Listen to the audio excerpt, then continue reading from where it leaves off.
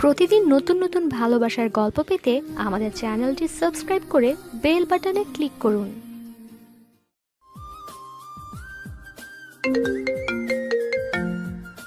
এই যে মিস্টার, হ্যাঁ বলুন। কি ভাবেন নিজেকে? সুপারম্যান? না।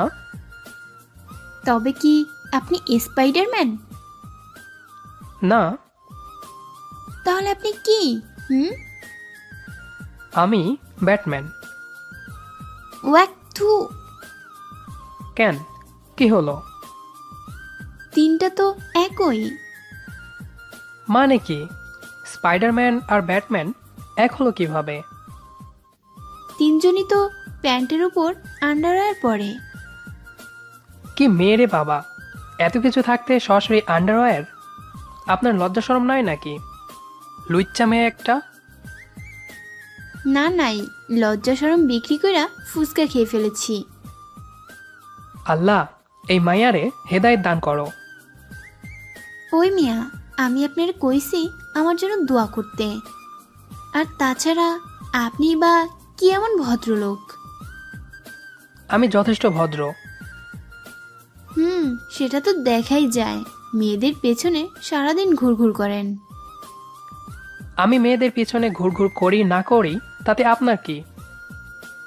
আমার তাতে অনেক কিছু, কারণ সেই মেয়েটা আমি।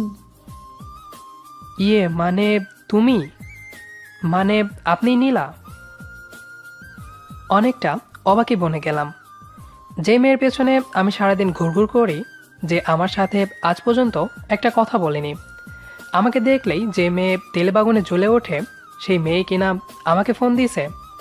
ভাবতেই নিজেকে সুপারম্যান মনে হচ্ছে। আরে থুক্কু, আমি তো ব্যাটম্যান। কি মনে করছেন? হ্যাঁ, আপনি কি অন্য কাউকে আশা করছিলেন নাকি? ওর কথাই আমার ঘোর কাটলো। না মানে আপনি আমার নাম্বার কোথায়? রনি আর বিল্লাল ভাইয়ের কাছ থেকে নিয়েছি। আমার প্রশ্ন শেষ না হতেই উত্তর পেয়ে গেলাম, আর মনে মনে বন্ধু দুইটাকে আচ্ছা মতো গালি দিলাম। হারামিগুলো আমাকে না বলেই ওকে নাম্বার দিয়ে দিল। যদিও আমি ওদের বলেছিলাম যে নীলাকে আমার পছন্দ হয়েছে, তাই বলে ওরা এই কাজ করবে? তবে যাই হোক, ওদের জন্যই আজ নীলা প্রথম আমার সাথে কথা বলল। এই যে ব্যাটম্যান সাহেব, কি ভাবছেন এত? না কিছু না, বলেন কেন ফোন দিয়েছেন? কেন, আপনার ফেসবুক প্রোফাইলের মতো নাম্বারেও কি অনলিমিট দেওয়া নাকি? অপরিচিত কেউ ফোন দিতে পারবে না?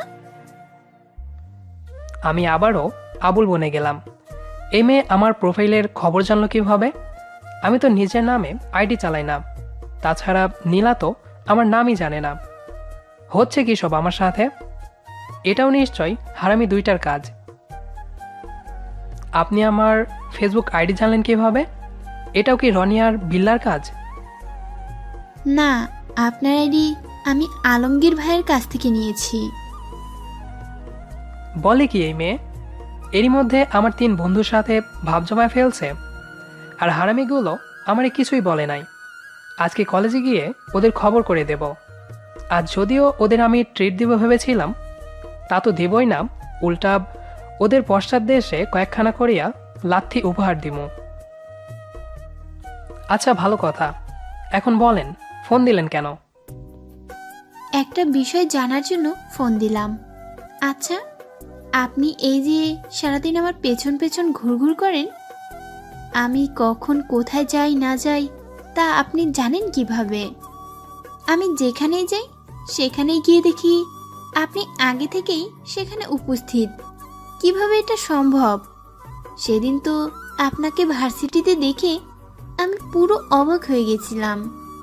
আমি যে সেখানে যাব সেটা আমিও জানতাম না। হঠাৎ করে আমার এক বান্ধবী ফোন দিল আর আমি চলে গেলাম। এমনকি আমার অন্য কোনো বন্ধুও বিষয়টা জানতো না। সব কথা কি ফোনেই বলবো, নাকি দেখাও করা যাবে? কথাটা বলার পর নিজের কাছেই কেমন যেন খটকা লাগলো। এই প্রথমবার ও আমাকে ফোন দিল, আর আমি প্রথম দিনেই ওকে দেখা করার কথা বলছি। কি ভাববে মেয়েটা? আমি একটা আস্ত গাধা। না, গাধা না, আমি একটা হনুমান। ঠিক আছে, কাল বিকাল 4টায় কলেজ পুকুর পাড়ের সামনে চলে আসবেন। আমায় আবারও অবাক করে দিল মেয়েটা। আচ্ছা ঠিক আছে, আমি চলে আসব। ঠিক সময় মতো আসবেন কিন্তু। আমার আবার অপেক্ষা করতে একদম ভালো লাগে না। আর হ্যাঁ শোনেন, এখনকার মতো রাখছি, আপু এসে পড়েছে। বাই। আমি কিছু বলার আগেই টুট টুট টুট ফোনটা কেটে গেল। আমি ভাবছি, না আর দেরি করা যাবে না, তাড়াতাড়ি তৈরি হয়ে ক্লাসে যেতে হবে আর বন্ধুদের কথাটা জানাতে হবে। বাই দ্য রাস্তা। ততক্ষণে আমি আমার আর নীলার পরিচয়টা দিয়ে দেই। আমি তানভীর, সরকারি আশিক মাহমুদ কলেজ জামালপুর থেকে অনার্স 2য় বর্ষে, আর ও হচ্ছে নীলা, আমার ক্রাশ। ওকে প্রথম যেদিন দেখেছিলাম সেদিনই ওকে ভালো লেগেছিল। ভালোবাসা কিনা জানি না, তবে ওকে দেখার পর থেকেই কেন জানি আমার মধ্যে পরিবর্তন আসতে শুরু করে। যে আমি একসময় সারাদিন লেখাপড়া আর খেলাধুলা নিয়ে মেতে থাকতাম, ওকে দেখার পর থেকেই সারাদিন ওর পেছনে ঘুরঘুর করি। ও কোথায় যায় না যায় আমি সব খেয়াল রাখি। ওকে প্রথম দেখেছিলাম আমাদের ডিপার্টমেন্টের সামনে। আমি রনি আলমগীর বসে আড্ডা দিচ্ছিলাম।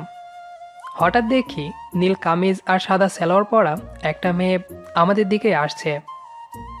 ওকে দেখে আমি থ হয়ে গেলাম।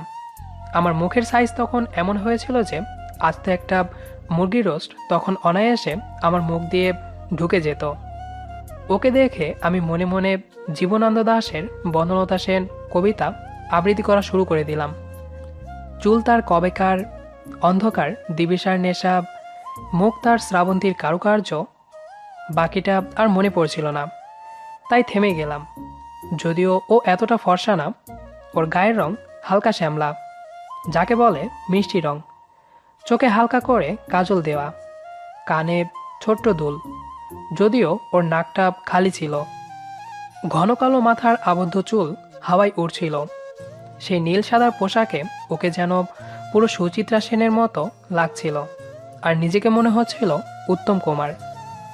ওর দিকে তাকিয়ে থাকতে কখন যে ও আমার বন্ধুদের সাথে কথা বলা শেষ করে চলে যেতে লাগলো আমি টেরই পেলাম না। ওর দিকে তাকিয়ে এতটাই মুগ্ধ হয়ে গিয়েছিলাম যে আমার পাশে থাকা সত্ত্বেও ও আমার বন্ধুদের সাথে কি কথা বললো আমি কিছুই শুনতে পেলাম না। কিরে বেটা, ক্র্যাশ খাইছস নাকি? রনির কথাই বাস্তবে ফিরলাম। এবার একটু লজ্জাতেই পড়ে গেলাম ওদের কাছে, কারণ আমি এমনিতে ভদ্র আর সাদাসিধে টাইপের ছেলে। তার উপর ওদের গার্লফ্রেন্ডকে নিয়ে আমি যেভাবে খেয়া পাই, ওরা যদি জানতে পারে বিষয়টা তাহলে আমার রাতের ঘুম আর ক্লাসের পড়া দুটোই হারাম করে দেবে। তবে বেশিক্ষণ কথাটা গোপনও রাখতে পারলাম না। কথায় কথায় মুখ ফসকে বেরিয়ে গেল যে ওকে আমার ভালো লেগেছে। বাস, ওদের আর পাই কে? আমাকে কতভাবে পচানো যায় তার সব নতুন নতুন উপায় বের করে চলল। আমিও রেগে গিয়ে সেদিনের মতো কলেজ থেকে বাসায় চলে আসলাম। তারপর থেকেই আমার এই অবস্থা। ক্লাসেও ভালো লাগে না, মাঠেও ভালো লাগে না। সারাক্ষণ ওর কথা ভাবতে শুরু করি। এর মধ্যেই আলমগীর ওর পরিচয় এনে দিল। আসলে বন্ধুরা আছে বলেই আমরা এত সহজে প্রেম করতে পারি। পরিচয় আনা থেকে শুরু করে ডেটিংয়ের সময় দূর থেকে গার্ড দেওয়া, ফোন নাম্বার জোগাড় করে দেওয়া, এগুলো ওদের যেন অবশ্যই করণীয়। তার জন্য ওদের চাওয়া একটাই, আর তা হলো ট্রিট দে। আমার মতে যা হচ্ছে ভিক্ষাদেব এর ডিজিটাল ভার্সন। যাই হোক, মেয়েটার নাম নীলা, ইন্টারে পড়ে, এবার প্রথম বর্ষে। এর আগে ওর সাথে দেখা না হওয়ার কারণ হলো ও গাজীপুরে ছিল, ওর বাড়িও নাকি এখানেই কোথাও। তারপর থেকেই আমার মিশন শুরু। ও কখন কোথায় যেত সব খবরই আমি পেতাম। এমনকি ও যখন যেখানে যেত আমি খবর পেয়ে সেখানে ছুটে যেতাম ওকে এক নজর দেখার আশায়। আমাকে দেখলেই মেয়েটা যেন ভূত দেখার মতো করে ওঠে। মনে হয় আমি ওর দাদার জমিদারি কেড়ে নিয়েছিলাম জোর করে, আর ও সেটা জানে। এর মধ্যে অনেকবার কথা বলার চেষ্টা করেছি, কিন্তু ও আমাকে দেখলেই এড়িয়ে যেত, আমাকে ইগনোর করত। যাবার সময় যদিও আমার দিকে তাকিয়ে একটা মুচকি হাসি দিত, আর আমি সেই হাসিটা দেখার জন্যই বারবার ওর পেছনে ছুটে চলেছি। অনেকটা এই গানটার মতোই। তুমি যেখানে আমি সেখানে, সে কি জানো না, একই বাঁধনে বাঁধা দুজনে, ছেড়ে যাব না। আর মেয়েটা সেই বারবার দেখা হওয়ার রহস্যটাই জানতে চেয়েছে। বিষয়টা আসলেই একটা রহস্য। তা না হলে একটা মানুষের সাথে অন্য একটা মানুষের কাকতালীয়ভাবে দেখা হলে কয়বারই বা দেখা হতে পারে? একবার, দুইবার, সর্বোচ্চ 3 বার। কিন্তু ওকে দেখার পর এমন কোনো দিন যায়নি যেদিন ওর সাথে আমার 2-3 বার দেখা হয়নি। রহস্যটা আসলে কি সেটা না হয় পরেই বলি। আজ নীলার সাথে দেখা হবে। ভাবতেই কেমন যেন প্রেমিক প্রেমিক লাগছে নিজেকে, আবার কেমন জানি নার্ভাসও লাগছে। হাজার হলেও এই প্রথম কোনো মেয়ের সাথে দেখা করতে যাচ্ছি। আমার বন্ধু 3টা সকাল থেকে কয়েক হাজার উপদেশ দিয়ে দিয়েছে আমাকে।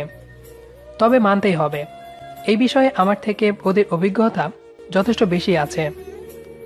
আমার বাসা থেকে কলেজ পুকুর পাড় খুব বেশি দূরে নয়, তাই 3:30-এ বাসা থেকে বের হয়ে 3:40-এ পৌঁছে গেলাম। গিয়ে একটা নিরিবিলি জায়গায় বসে চারপাশটা দেখতে লাগলাম। আশেপাশে অনেকেই বসে আছে, সবাই জোড়ায় জোড়ায়, শুধু 2জন ব্যক্তি ছাড়া। একজন আমি, আর একজন ঝালমুড়িওয়ালা মামা। মামার কাছ থেকে ঝাল নিয়ে এসে আগের জায়গায় বসে চিবোতে লাগলাম, আর ভাবতে থাকলাম যে আর মাত্র কিছুক্ষণের মধ্যে আমিও মিঙ্গেল হয়ে যাব, আর সিঙ্গেল থাকবো না। নজরুলের সংকল্প কবিতাটা নিয়ে কেউ একজন ফেসবুকে লিখেছিল, থাকবো না আর সিঙ্গেল ওরে, দেখবো এবার রিলেশন করে। কেমন করে করছে তারা, বাকিটা আর মনে করতে পারলাম না। এর মধ্যেই ও এসে গেছে। এসেই আমার পাশে বসতে বসতে বলল, বাহ, আপনি খুব সময় মেনে চলেন দেখছি।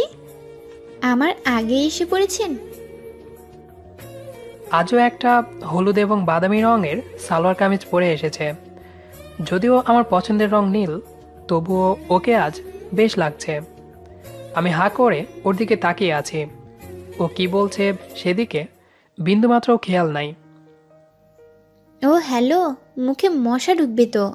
অমন হাঁ করে কি দেখছেন? ওর কথাই চমকে গেলাম। সাথে সাথে মুখটা বন্ধ করে বললাম, না কিছু না, তোমাকে দেখছি। আজ না তোমাকে খুব সুন্দর লাগছে দেখতে।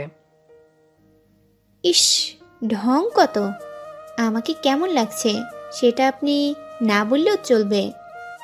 আমাকে এটা বলেন, কালকে তো আমাকে আপনি আপনি করে বলেছিলেন, আজকে আবার হঠাৎ তুমি করে বলছেন, ব্যাপারটা কি? এই রে, সেরেছে।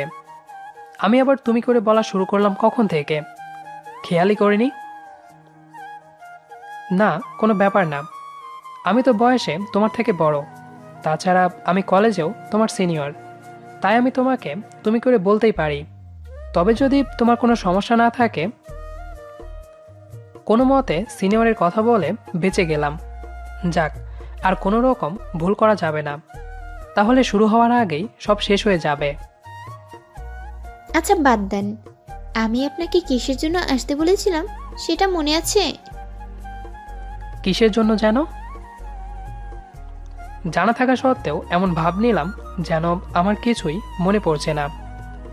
আসলে ওর কথা বলার সময় ঠোঁট নাড়ানোর ভঙ্গিটা কেমন যেন অদ্ভুত একটা ভালো লাগা কাজ করছে, তাই ওকে কথা বলানোর জন্যই মিথ্যেটা বললাম। এরই মধ্যে ভুলে গেলেন? ইয়ে মানে কিসের ইয়ে মানে? আমি আপনাকে এখানে ডেকেছিলাম আমার সাথে আপনার বারবার দেখা হওয়ার রহস্য সম্পর্কে জানতে। ও হ্যাঁ, মনে পড়েছে। তাহলে বলুন, কি সেই রূপকথার রহস্য? তোমার সাথে আমার প্রথম দেখা কোথায় হয়েছিল মনে আছে? আমাদের ডিপার্টমেন্টের সামনে। আপনি আর আপনার বন্ধুরা গল্প করছিলেন। আমি সেখানে গিয়েছিলাম আমার ক্লাসরুমটার কথা জিজ্ঞেস করতে। আসলে ওই দিনই আমার এই প্রতিষ্ঠানে প্রথম দিন ছিল।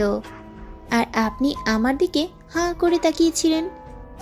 আমার সেদিন আপনাকে দেখে খুব হাসি পাচ্ছিল, কিন্তু প্রথম দিন বিধায় হাসি আটকে রেখেই ক্লাসে গিয়েছিলাম। তারপর থেকেই আমি তোমার খোঁজ খবর নেওয়া শুরু করি, কিন্তু তোমার বাসাটা কলেজ থেকে আমার বাসার ঠিক উল্টো দিকের রাস্তায় ছিল বলে তেমন কোনো সুবিধা করে উঠতে পারিনি, তাই আশ্রয় নিলাম বিজ্ঞানের। মানে এখানে আবার সায়েন্স এলো কোথা থেকে? এই যে এটা থেকে, বলেই নীলার ভ্যানিটি ব্যাগের নিচে থেকে জিনিসটা বার করে দেখালাম। কি এটা? GPS tracker. মানে গ্লোবাল পজিশনিং সিস্টেম, তাই তো? এটা স্যাটেলাইটের সাথে সংযুক্ত থাকে, আর যার সাহায্যে কোনো বস্তুর অবস্থান নির্ণয় করা যায় নির্ভুলভাবে। কথা শুনে মনে হচ্ছে সায়েন্সের প্রতি ওরও যথেষ্ট আগ্রহ, আর তা না হলে জিপিএস নামটা শুনে একেবারেই কেউ এতটা বলতে পারে না। যাই হোক, আমার আর ওকে বোঝাতে হলো না। ও ট্র্যাকারটা হাতে নিয়ে দেখছে। ওর যেন বিশ্বাসই হতে চাচ্ছে না বিষয়টা, কেউ যে এমন কাজ করতে পারে এটা ওর কল্পনার বাইরে। এবার আমি বলতে শুরু করলাম, আসলে তোমাকে প্রথমবার দেখেই ভালো লেগেছিল, কিন্তু বাসাটা দূরে হওয়ায় বুঝতে পারছিলাম না কি করব। তখনই মাথায় আসে চিন্তাটা। তোমার মনে আছে তুমি শপিং করতে গিয়ে তোমার ব্যাগটা হারিয়ে ফেলেছিলে? আসলে ব্যাগটা আমি নিয়ে গিয়েছিলাম। জিপিএসটা লাগিয়ে আবার ব্যাগটা রিসেপশনে রেখে আসি। রিসেপশনটা আমার পরিচিত, বিধায় কিছু বলেনি। অন্য কেউ হলে সেদিন হয়তো আমাকে ছিনতাইকারী ভেবে গণধোলাই দিত। তারপর?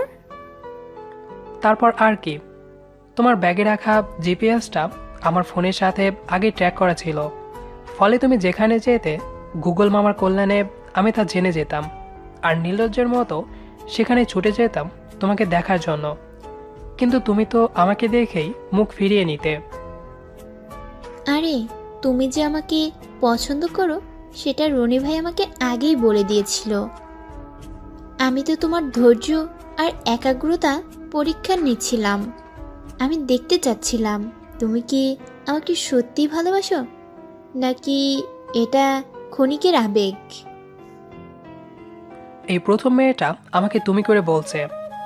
আমি আর এই ব্যাপারে কোনো কিছু জিজ্ঞেস করলাম না, কারণ তাতেও অস্বস্তিতে পড়ে যাবে।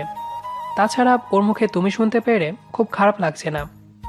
এই তুমি ডাকটা শোনার জন্যই তো আমি দীর্ঘ 9 মাস 12 দিন 14 ঘন্টা 35 মিনিট ধরে অপেক্ষা করে আছি। তার মানে তুমিও আমাকে। হুম। বলেই মেয়েটা লজ্জা মিশ্রিত একটা হাসি দিল। আসলে ওর হাসিটা সত্যি অদ্ভুত, কেমন যেন নেশা লাগিয়ে দেওয়া একটা ভাব আছে হাসির মধ্যে। অনেকক্ষণ নীরব থাকার পরে আমি জিজ্ঞেস করলাম, প্রথম দেখাতেই ক্রাশ? তো কি আমি পরীক্ষায় পাশ করেছি তো? আমাকে নিয়ে আর সন্দেহ নেই তো? তা কি আর বলে দিতে হবে? তবে একটা সমস্যা আছে। কি সমস্যা? তুমি কিন্তু আমাকে এখনো বলনি যে তুমি আমাকে ভালোবাসো। মানে তুমি আমাকে এখনো প্রপোজ করনি। এটা কি শুধুই? অনেকটা অভিমানের স্বরেই কথাটা বলল নীলা। না মানে, আমি তোমাকে প্রপোজ করার জন্য ফুল নিয়ে আসিনি। খালি হাতে কি আর প্রপোজ করা যায়? তুই ফুল আনিসনি তাতে কি, আমরা আছি না? কথাটা বলল আলমগীর, আর ওর সাথে আতিক আর বিল্লাও আছে। আলমগীরের হাতে একগুচ্ছ লাল গোলাপ। তার মানে হারামিগুলো এতক্ষণ আশেপাশে কোথাও ছিল। আমার অবস্থা খারাপ দেখে এবার এগিয়ে আসছে। তোরা এখানে? আমরা এত করে বললাম যাওয়ার সময় ফুল নিয়ে যাস, আর তুই ফুলগুলো না নিয়ে চলে আসলি। আমি মনে মনে বললাম, সত্যি ওরা আমার খুব ভালো বন্ধু। আমার নিজের থেকে ওরাই আমাকে বেশি খেয়াল রাখে। ফুলটা নিয়ে ওর সামনে হাঁটু গেড়ে বসলাম। আই লাভ ইউ জান্নাতের আম্মু। তোমার এই হাতটা ধরার অধিকার দেবে আমায়। কথা দিচ্ছি, মৃত্যুর আগ পর্যন্ত তোমাকে ছেড়ে যাব না। তারপর ও বলল, লাভ ইউ টু জান্নাতের আব্বু। এভাবে শুরু হলো আর একটি নতুন ভালোবাসা। ভালো থাকুক সবার ভালোবাসার মানুষগুলো। আশা করি ভিডিওটি আপনার ভালো লেগেছে। যদি ভালো লেগে থাকে তাহলে এই ভিডিওটিতে একটি লাইক দিবেন। আর নিয়মিত এমন ভালোবাসার ভিডিও পেতে আমাদের চ্যানেলটি সাবস্ক্রাইব করে আমাদের সাথেই থাকবেন। ধন্যবাদ সবাইকে।